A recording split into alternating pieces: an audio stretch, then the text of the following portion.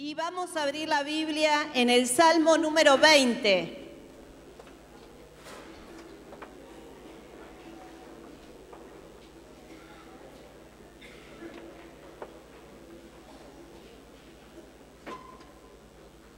Salmo número 20.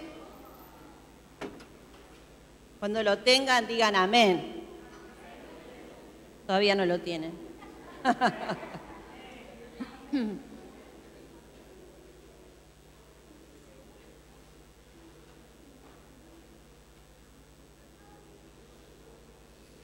A ver, ¿cuántos dicen amén? Amén. Ahora sí. Vamos a leer Salmo número 20. Dice así: oración pidiendo la victoria. Jehová te oiga en el día de conflicto. El nombre del Dios de Jacob te defienda. Te envíe ayuda desde el santuario y desde Sión te sostenga. Haga memoria de todas tus ofrendas y acepte tu holocausto. Te dé conforme al deseo de tu corazón y cumpla todo tu consejo. Nosotros nos alegraremos en tu salvación y alzaremos pendón en el nombre de nuestro Dios. Conceda a Jehová todas tus peticiones. Ahora conozco que Jehová salva a su ungido, lo oirá desde sus santos cielos, con la potencia salvadora de su diestra. Estos confían en carros y aquellos en caballos, mas nosotros, del nombre de Jehová nuestro Dios, tendremos memoria. Ellos flaquean y caen, mas nosotros nos levantamos y estamos en pie. Salva Jehová, que el Rey nos oiga en el día que lo invoquemos. Amén. Y algo que no hemos leído que dice debajo del título: al músico principal, Salmo de David. Muchos salmos han sido escritos por el rey David, pero este salmo fue escrito en una circunstancia muy especial.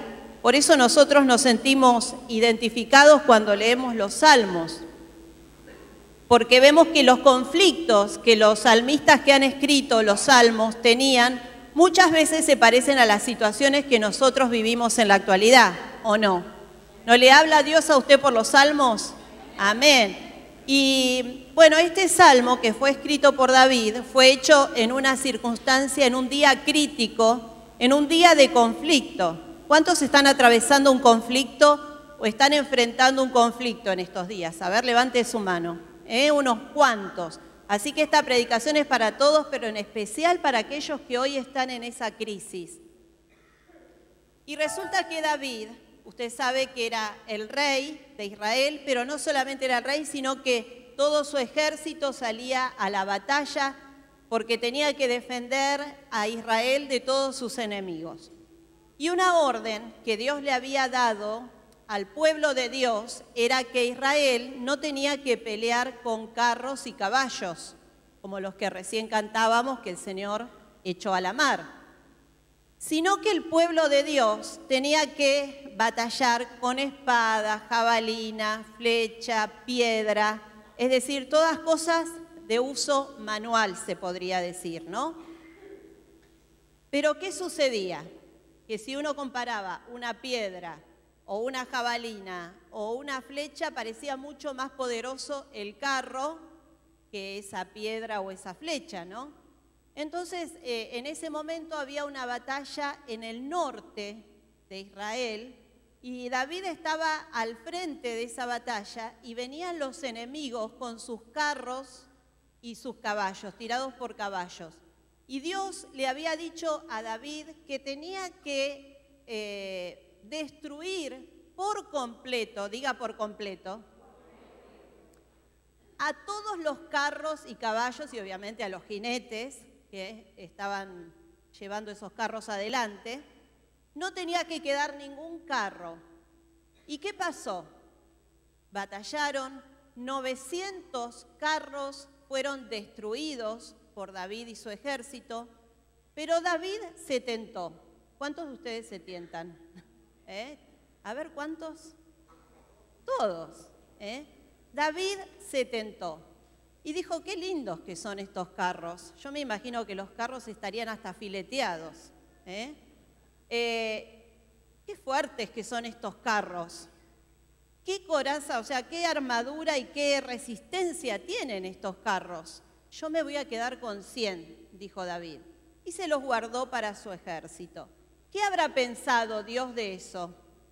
A Dios no le gustó. ¿Y por qué no le gustó? No por los carros en sí, sino porque había desobedecido a lo que Dios le pidió. A veces lo que Dios nos pide es algo tan sencillo de entender que nosotros lo queremos complicar. Y David, lo que sucedió fue que en ese momento no confió en Dios, sino que confió más, digamos, en la tecnología de esos tiempos, que eran esos carros. Podríamos compararlos con tanques de hoy en día. Si usted a un tanque de guerra le tira una piedra o algo, ¿usted cree que le va a hacer algo? El tanque sigue siendo un tanque de guerra.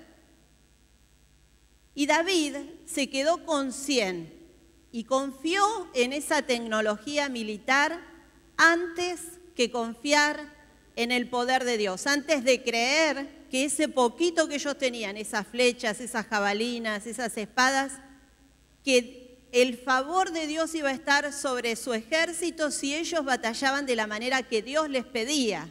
Amén. Y de esto nosotros tenemos que aprender, que nosotros lo primero que tenemos que ser es obediente a Dios. Amén. Ser obedientes.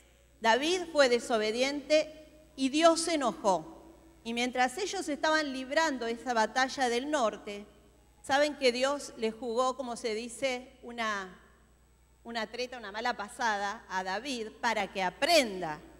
¿Qué sucedió? En el sureste del territorio se abrió un nuevo foco de guerra.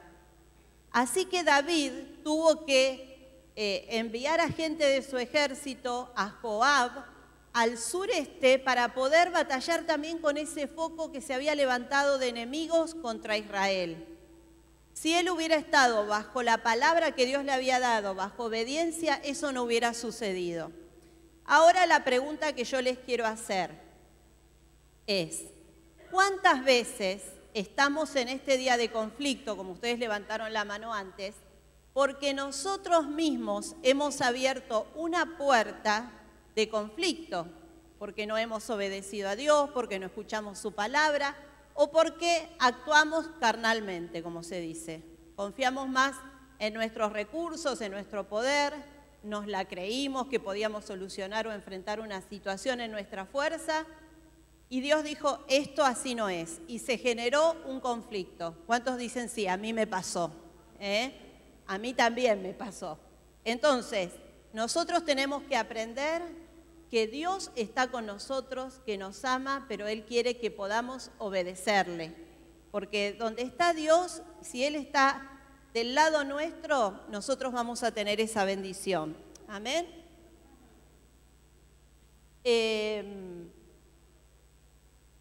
El Salmo 20 fue escrito unos días después de esta batalla que yo les conté.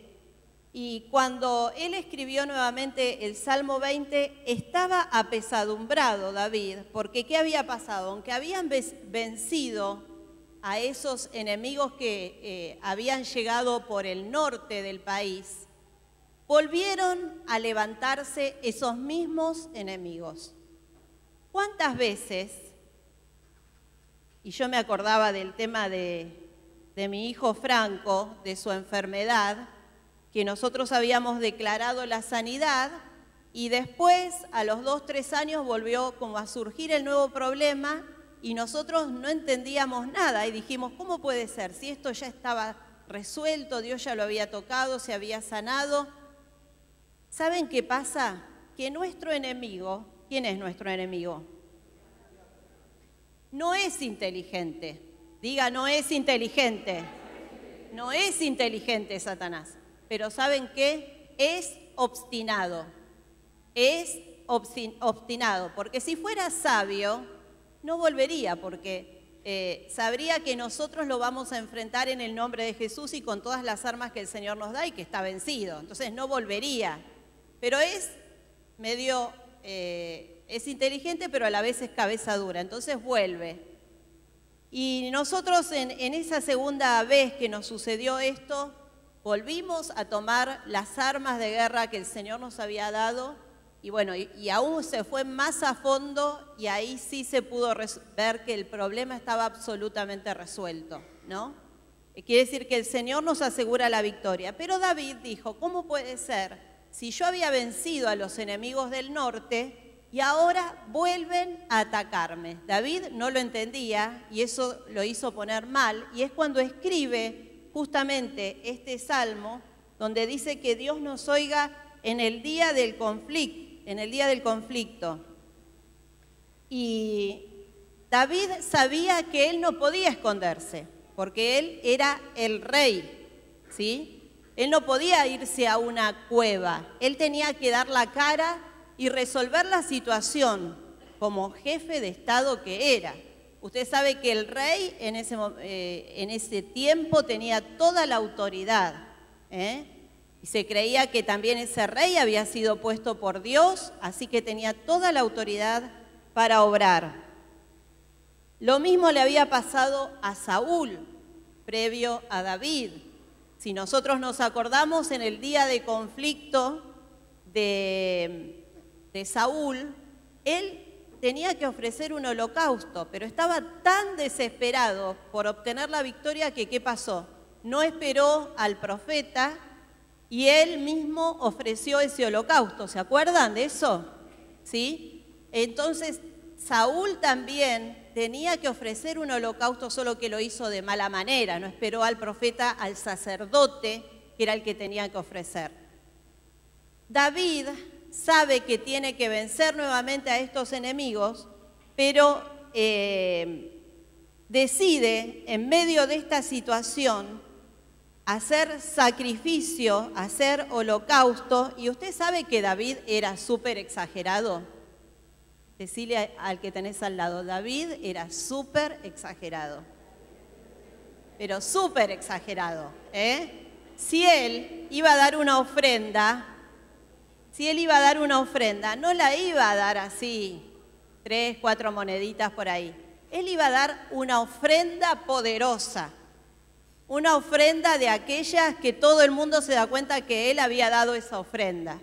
Si él iba a hacer un holocausto, había bueyes, había humo por todos lados, todo el mundo sabía que se estaban sacrificando esos bueyes. Y esa es la ofrenda que Dios espera de nosotros. Todos aquellos hermanos que se hayan llevado el sobre, sepan que Dios espera un holocausto, una ofrenda de esas características.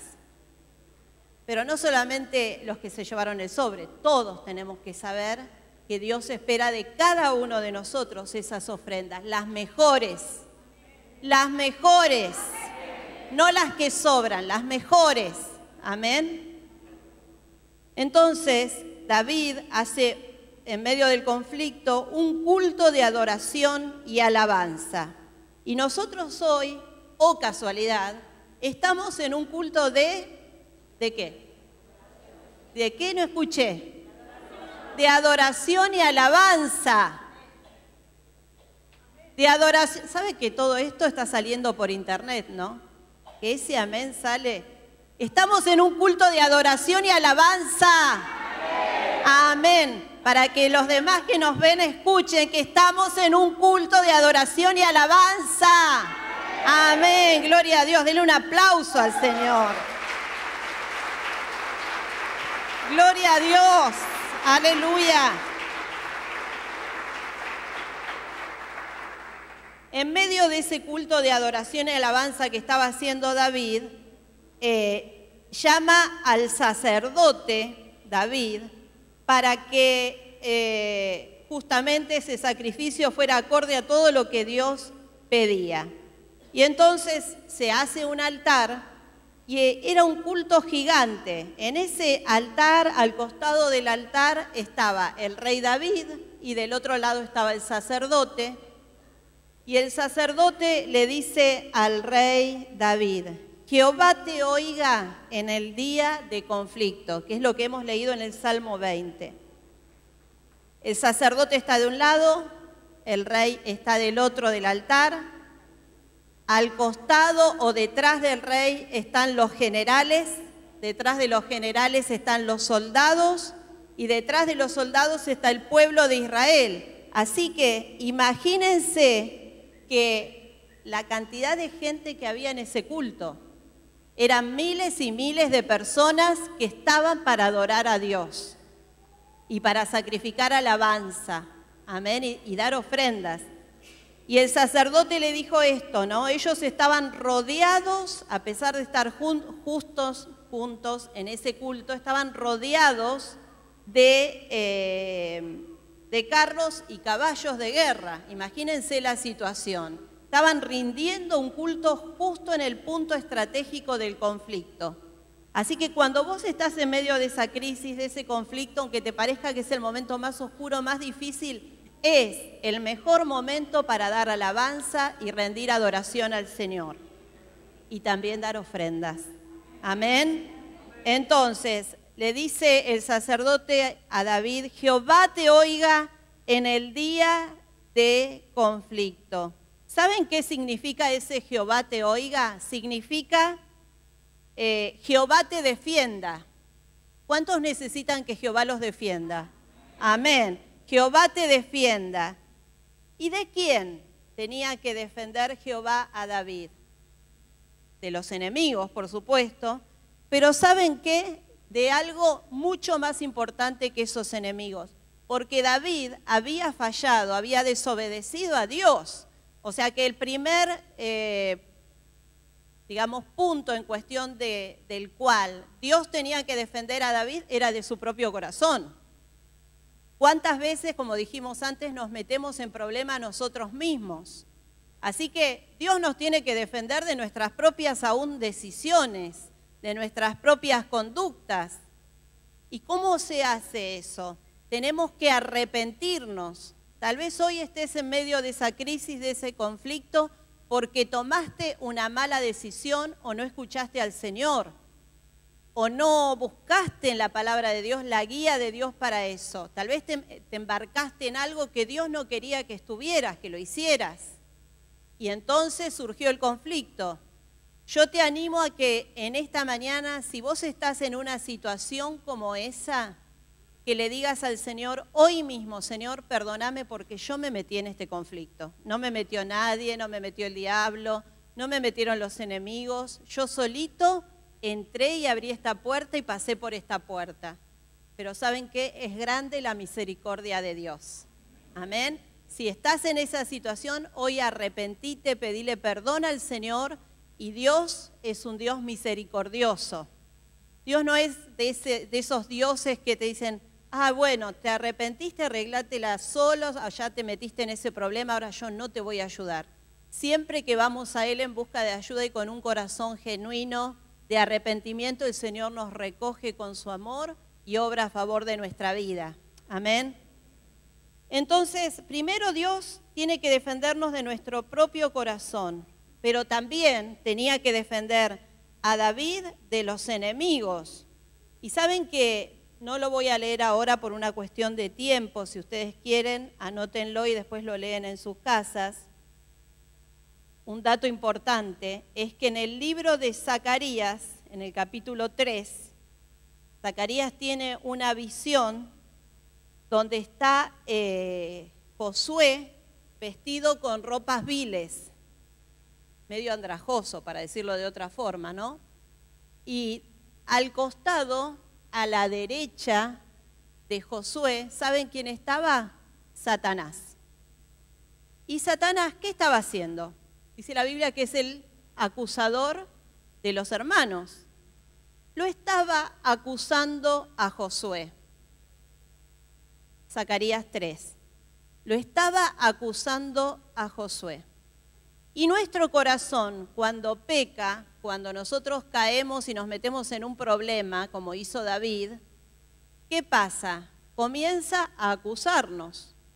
Y nosotros vamos al arrepentimiento, a pedirle perdón al Señor, pero nuestro corazón igual nos sigue diciendo, escuchamos la voz de Satanás que nos dice, sos el peor, no servís para nada, siempre caes en los mismos problemas, los mismos conflictos, mejor que te vayas de la iglesia porque vos no sos un buen cristiano.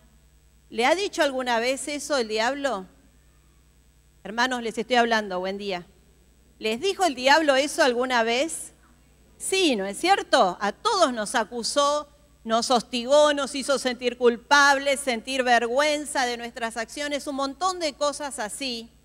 Pero ¿saben qué? En ese momento de esa visión que estaba Satanás acusándole a Josué, sucede algo tremendo, algo que yo ayer cuando lo leía se me erizaba la piel porque Dios hace que Josué sea vestido de nuevas vestiduras. Dice que se le pone una mitra limpia, ropa limpia, un anillo, y bueno, eso es el trabajo que Dios hace en nuestras vidas. Cuando Satanás nos acusa porque somos los peores, porque estamos en pecado, el Señor dice, acá estoy yo para tocarte, para transformarte, para perdonarte, para sanarte y sacarte esa vestidura que está sucia de pecado y ponerte una vestidura limpia. Y de pies a cabeza y de cabeza a pies Dios nos da una nueva vestidura y una nueva identidad en Él. Amén. Gloria a Dios.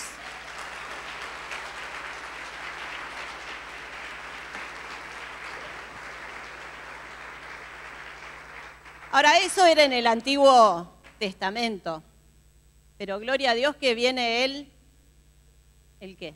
El que sigue, ¿cómo se llama? Nuevo Testamento. ¿Quién está ahora a la derecha? No escucho. Jesús está a la derecha, a la diestra de Dios. ¿Y saben qué está haciendo? Está intercediendo por nosotros.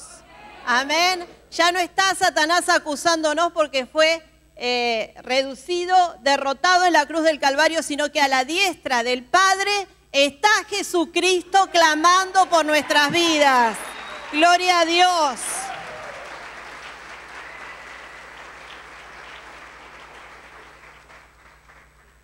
Ponga su mirada en el verso 2 del Salmo 20. Dice, te envíe ayuda desde el santuario y desde Sión te sostenga. Este Dios que nos tenía que sostener a David era el Dios que no solamente era el Dios de David, sino que era el Dios de Abraham, el Dios de Isaac, el Dios de Jacob. Y el Dios de Abraham era el Dios de los pactos. Ustedes saben que por algo la Biblia menciona a Dios de Abraham, de Isaac, de Jacob. Era el Dios de los pactos y los milagros por el lado de Abraham. El Dios de Isaac era el Dios de la segunda generación, quiere decir, o sea, los que trabajaban un poquito menos, pero que Dios, acá hay algunos Isaac también, ¿no? Pero que Dios igual está con ustedes, ¿no? Y también estaba el Dios de Jacob. El Dios de Jacob, si se puede decir de una manera tomada así entre nosotros, entre paréntesis, porque sabemos que la misericordia de Dios es extensiva para todos, pero es como el Dios de mayor misericordia o de mayor paciencia. Porque Jacob, ¿qué era? Un engañador. Ustedes saben que Jacob, su nombre quería decir engañador, quería decir tramposo. ¿Ustedes se acuerdan que él engañó a su hermano? ¿Se acuerdan de eso? Eso es para otra prédica. Y después su hermano lo quiso matar, justamente porque lo había engañado. Entonces Jacob era un tramposo. Pero ¿qué hizo Dios? Dios se apiadó de él y le cambió el nombre. Y de tramposo de Jacob pasó a llamarse ¿cómo? ¿Alguien sabe? Israel, pero muy bien, pero esto es tremenda, esta iglesia, el conocimiento que tiene de la palabra, gloria a Dios, así me gusta. Comenzó a llamarse Israel. ¿Y qué significaba Israel? A ver ahí, los quiero agarrar. ¿Qué quería decir Israel?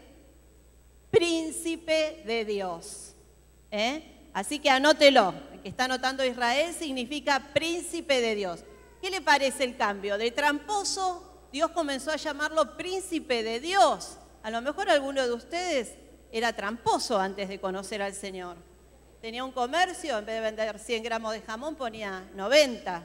En vez de dar el vuelto, o era taxista, con perdón de los taxistas, que hay varios hermanos taxistas acá, el vuelto, a mí la vez pasada, fue en otro país, fue en Chile, nos cobraron, nos engañó el taxista, pero mal, un viaje de, para que tengan una idea, de 20, 30 pesos nos cobró 250. Pero bueno, entonces digo, hay tramposos, pero Jacob era uno de ellos y Dios le cambia el nombre y pasa a ser príncipe de Dios. Así que el Dios de Jacob es el mismo Dios que viene con paciencia, con mucha paciencia, a ayudar a David y a decirle, David, vos ya tenías que saber cómo hacer las cosas, pero bueno, te tengo paciencia y te voy a ayudar. Y dice el verso 2 que este es el Dios que tiene que defendernos. Te envía ayuda desde el santuario y desde Sión te sostenga. No solamente lo tiene que defender, sino que también lo tiene que sostener. Y lo que hablábamos antes, ¿no?, del tema de las ofrendas y los holocaustos, tiene que ver con lo que dice el verso 3. Mírenlo. Haga memoria de todas tus ofrendas y acepte tu holocausto. Haga memoria de todas tus ofrendas y acepte tu holocausto. Dios no solamente se acuerda de las ofrendas que diste hoy, sino que también se acuerda de las ofrendas que diste la semana pasada, el domingo pasado, el año pasado, el anteaño pasado. Desde que te entregaste al Señor, Dios tiene memoria de todas las ofrendas que hiciste. Las que diste con bronca, las que diste con alegría, las que tiraste 2 pesos porque dijiste, guau, ya está otra vez la ofrenda, 2 pesos. El día que dijiste, hoy voy a dar lo mejor porque estabas remotivado y trajiste todo lo que tenías en la billetera y lo pusiste ahí. Dios tiene memoria de todas las ofrendas. ¿Y saben qué? En el día de conflicto, las ofrendas son importantes. Aunque algunos dicen, ay, esta predicación a mí no me gusta porque habla de lo material. Mira, hermano, si no le gusta, lo lamento, pero lo dice la palabra. Haga memoria de tus ofrendas. Cuando vos estás en el conflicto, le podés decir, Señor, hacé memoria de mis ofrendas. A algunos les convendrá decirle y a otros no. ¿No es cierto? Yo hoy puse un sobre marrón y yo sé, y también puse a principio de año, y yo sé las ofrendas que di, yo sé que le puedo decir, Señor, hacé memoria de mis ofrendas.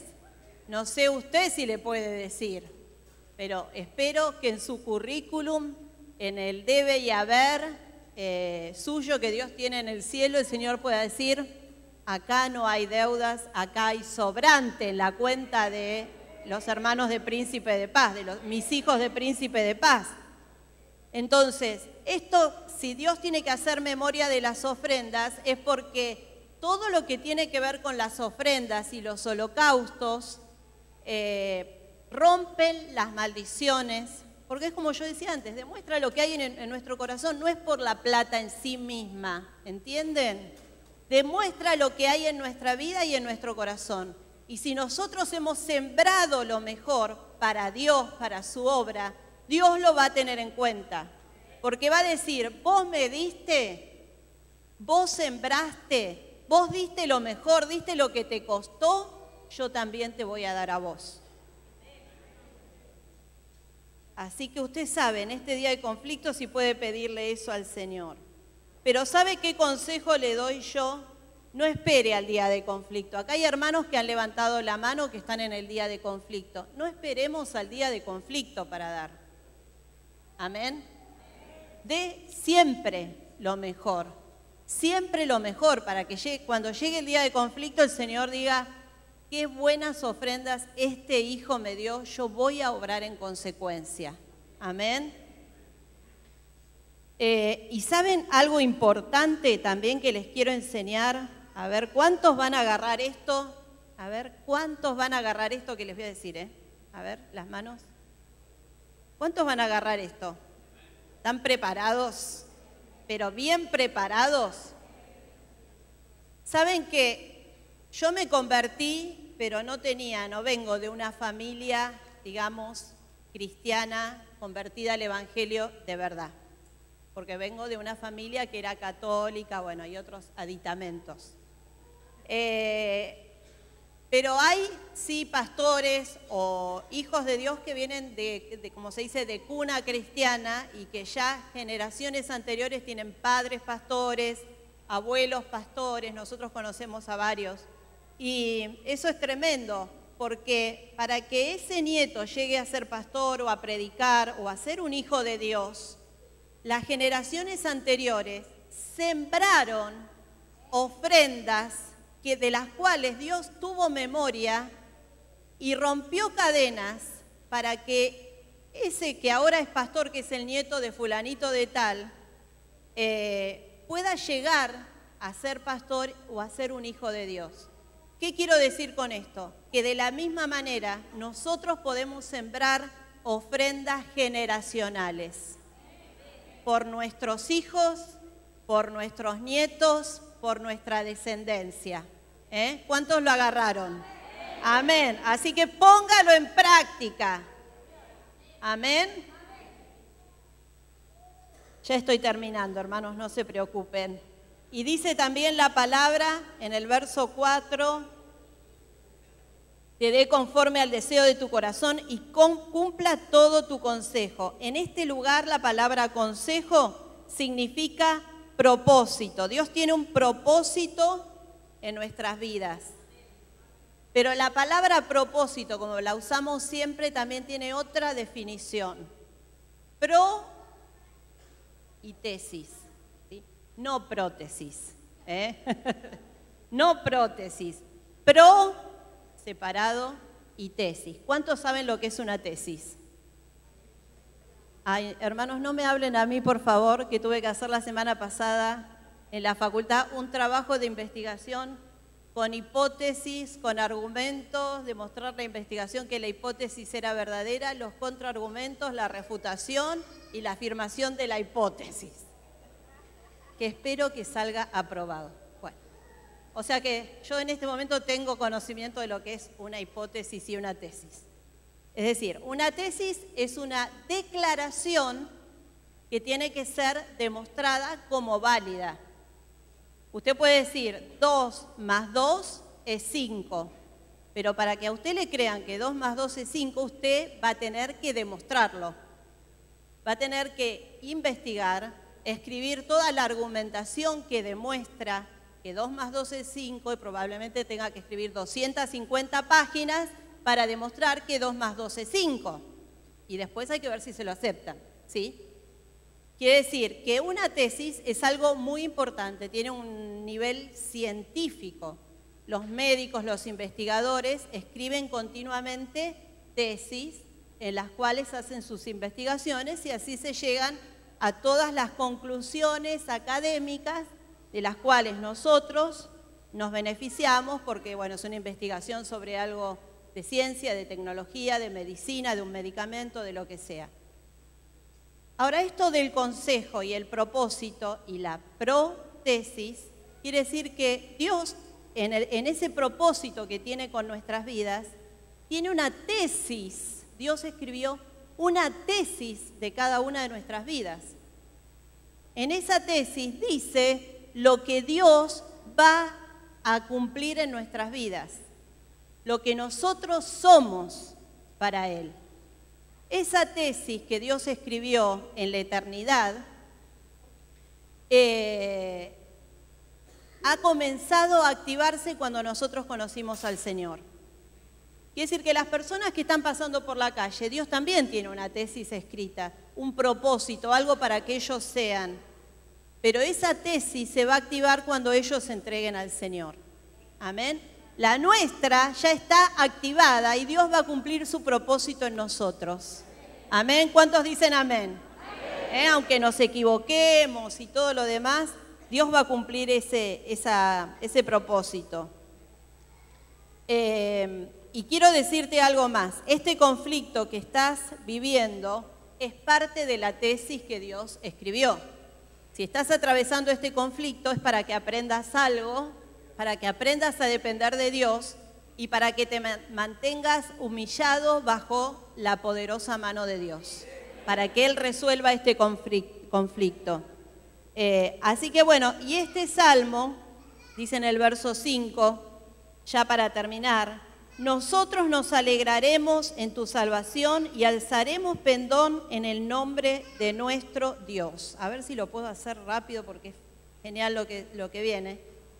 Dice, nosotros levantaremos pendón. Pendón es bandera. Ustedes saben que las tribus de Israel salían a la guerra armadas de esta manera. 3 en el frente, 3 tribus atrás, 3 a la derecha y 3 a la izquierda. Quiere decir que formaban una cruz. En forma de cruz salían a la guerra, pero una de las tribus que iba adelante era la tribu de Judá. Judá es alabanza. Y la tribu de Judá llevaba la bandera. Y la bandera, ¿saben qué tenía? La imagen de un león. El león de la tribu de Judá. ¿Quién es el león de la tribu de Judá? Jesús. Amén. Es decir, que cuando el enemigo venía en contra de Israel, lo que veía era una formación en forma de cruz y el símbolo del Señor Jesús, el león de la tribu de Judá. Ahora yo te digo, esa imagen del león de la tribu de Judá es para tu enemigo. ¿La agarraste? Es para que la vea tu enemigo, porque para nosotros la imagen es el Cordero. Amén. Dele un aplauso al Señor.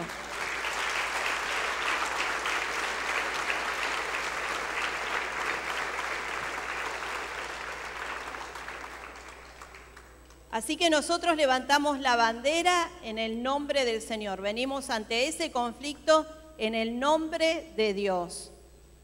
Y el sacerdote, en el verso 7, dice, estos confían en carros y en caballos. Eso lo dijo el sacerdote mirando hacia los muros de la ciudad, porque estaba hablando de los enemigos que venían. Estos confían en carros y en caballos, mas nosotros del nombre de Jehová nuestro Dios tendremos memoria. Nosotros vamos a hacer memoria del nombre de Dios. Nosotros, no importa quién sea el enemigo, vamos a venir en el nombre de Dios. Y dice el verso 8, ellos flaquean y caen, mas nosotros nos levantamos y estamos en pie. Nuestros enemigos caen y quedan tirados en el piso y destruidos. Pero nosotros no podemos caer, flaquear, somos humanos, podemos equivocarnos, pecar, pero nos caemos y nos volvemos a levantar porque Dios está con nosotros y nos sostiene en pie.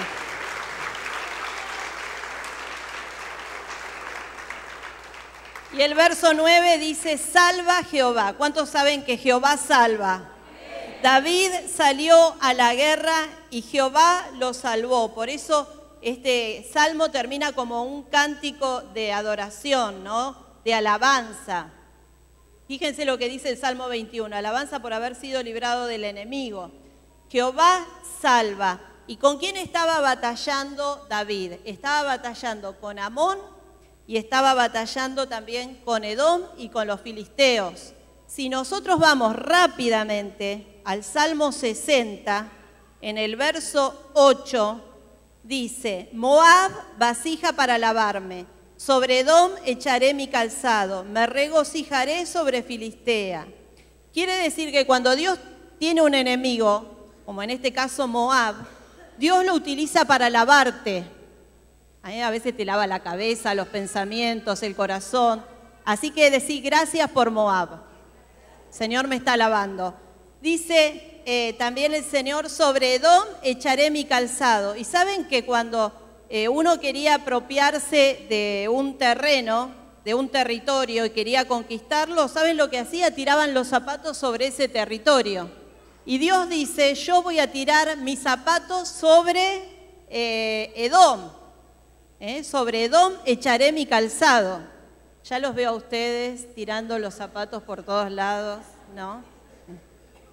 Y dice, me regocijaré sobre Filistea. Esta es la victoria que Dios nos da. Él ya está echando sus zapatos sobre nuestros enemigos. Amén. ¿Cuántos lo creen?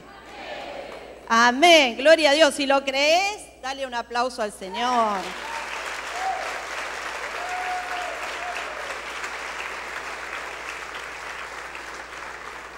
Salva a Jehová, que el Rey nos oiga en el día que lo invoquemos. Jesús es el que nos escucha, Jesús es el que está a la diestra, Jesús es el que está intercediendo en este día de conflicto y Él nos salvará de todos nuestros enemigos. Ponete de pie y vamos a regocijarnos. Pido que vengan rápidamente los músicos y vamos a darle gracias al Señor porque a pesar que nos equivocamos, Él nos ama, nos tiene paciencia. Él pelea las batallas por nosotros, está tirando los zapatos sobre el enemigo, esto sé que no se lo van a olvidar más, y nos está ayudando en medio del conflicto y vamos a salir victoriosos. Amén. Señor, te damos gracias por esta palabra poderosa, Señor, que alienta nuestro corazón porque sabemos que no estamos solos, sino que tú estás en medio del conflicto que tenemos. Nos arrepentimos de todo corazón, Señor, si nosotros mismos hemos generado este conflicto por no haber actuado conforme a lo que tu palabra dice, por haber desoído, Señor, tus mandamientos. Perdónanos y ten misericordia de nosotros. Recibimos tu perdón, Señor, y te pedimos, Padre Santo, que nos salves, así como dice, y que nos escuches en este día de conflicto. Señor, sálvanos, nosotros nos alegraremos. Señor, yo lo declaro proféticamente en esta mañana. Nos alegraremos, nos alegraremos, nos alegraremos en tu salvación. Nos alegraremos en tu salvación. Nos alegraremos en tu salvación. En este momento, Señor, estás derribando a todos nuestros enemigos. Y no quedará piedra sobre piedra, no quedará cabeza, Señor. Tú obras poderosamente, nuestros enemigos caen y no se levantan más. Pero nosotros nos levantamos porque tú nos sostienes. Gracias, Señor, te damos. Aleluya, dale un aplauso al Señor.